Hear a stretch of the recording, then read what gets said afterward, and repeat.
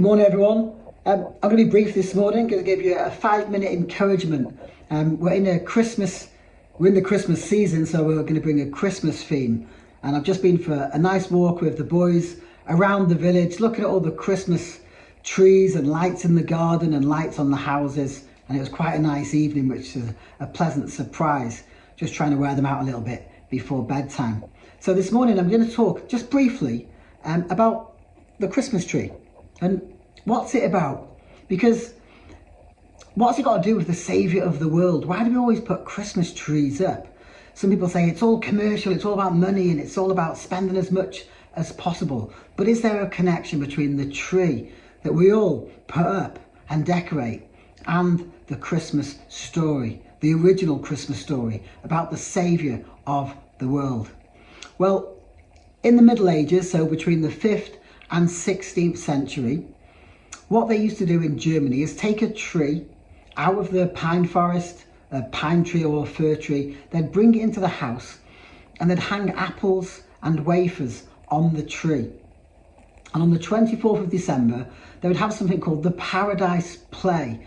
And this is when they would have a celebration and they would reenact the story of Adam and Eve in the garden, and the tree representing the tree of good and evil, and obviously the apple representing Adam and Eve being tempted, and the fall of mankind, the fall into sin and the fall away from God.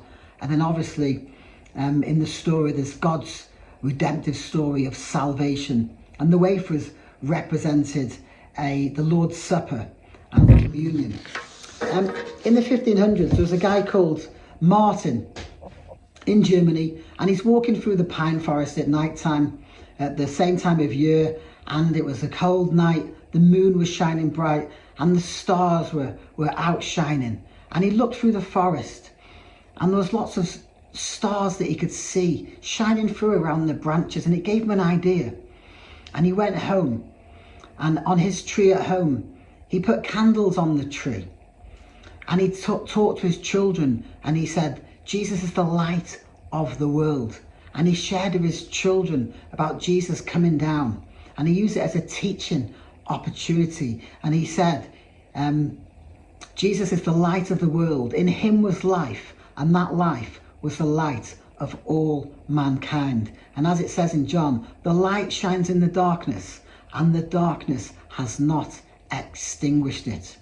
He used it as an opportunity to teach his children about the true meaning, why we celebrate Jesus, why we celebrate Christmas, that Jesus came down. And there's so many great verses in the scriptures about light and darkness. But one we use at Christmas is this one: the people living in darkness have seen a great light. On those living in the land of the shadow of death, a light has dawned.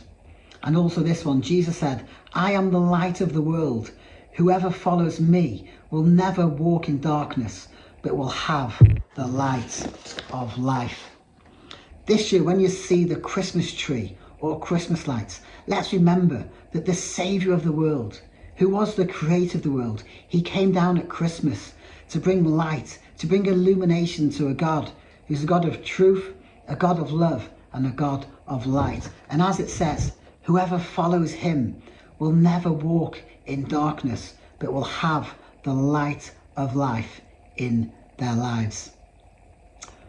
So instead of hearing from me, I'm going to hand over to Pete on the mandolin. So let's have a song to enjoy and bless our day. Have a great day, everybody. See you soon.